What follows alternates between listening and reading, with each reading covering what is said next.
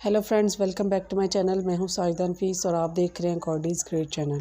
खुदावंद के ज़िंदा जलाली और बाबरकत नाम में आपको मेरा दिली सलाम। मेरा ईमान है कि खुदावंद के फजल करम से आप खैरियत से होंगे।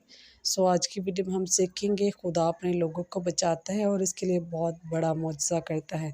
वीडियो के अंत तक ज़रूर देखिएगा और अगर आपको मेरी वीडियो अच्छी लगे तो लाइक और सब्सक्राइब ज़रूर कीजिएगा ताकि आपको मेरी नेक्स्ट आने वाली वीडियो सबसे पहले मिल सके और आप अपने ईमान को खुदावंद पर और ज़्यादा मजबूत और पुख्ता कर सकें।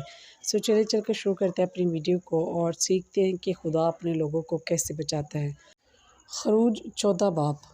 कलाम मुक़द्दस में कुछ यूँ लिखा है, इसराइलियों के चले जाने के बाद फ़िरौन पछताया और उसने अपनी फ़ौज को जमा किया और थो पर बैठकर उनका ताक़ब किया। इस वक्त इसराइली बहर कुलज़म के किनारे ख़ैमा ज़न थे और एक इसराइली ने मिस्रियों के लश्कर से मट्टी का गुबार उठते देखा और चिल्लाया, मिस्री आ रहे हैं। तब इसराइली घबरा गए क्योंकि वो समंदर और मिस्री फ़ौज के दरमियान फंस गए थे। वो मूसा पर बड़बड़ाए, तुम हमें किस मुसीबत में ले आए हो? अब हम सब मर जाएंगे। मूसा ने कहा, मत डरो, आज तुम खुदावंद की ताकत देखोगे। तब मूसा ने खुदावंद के कहने के मुताबिक समंदर पर अपना हाथ बढ़ाया और मशरक़ी हवा के चलने से पानी पिछली जानब हो गया और वो समंदर में से गुज़र गए।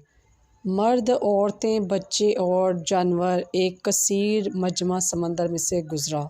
जब मिस्री किनारे पर पहुँचे तो उन्होंने भी अपने घोड़े इसराइलियों के पीछे लगा दिए।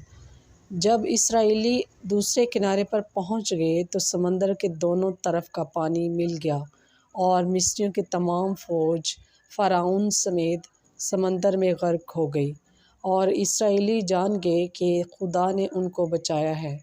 और मूसा की बहन मरियम ने दफ बजा कर खुदा की हमद की और उसने औरतों के साथ मिलकर रक़्स किया और खुदावंद के लिए फ़तह का नारा गाया, खुदावंद की हमद करो क्योंकि खुदावंद अज़ीम है। उसने घोड़ों और मिस्री लश्कर को समंदर में डुबो दिया।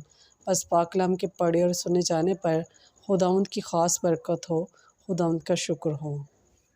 मेरे अज़ीज़ों, खुदावंद इस कलाम के वसीला से आपको मुझे बहुत सी बरकत से नवाजे। अपना और अपने प्यारों का बहुत सारा ख्याल रखिएगा, दुआओं में याद रखिएगा। खुदा हाफिज़।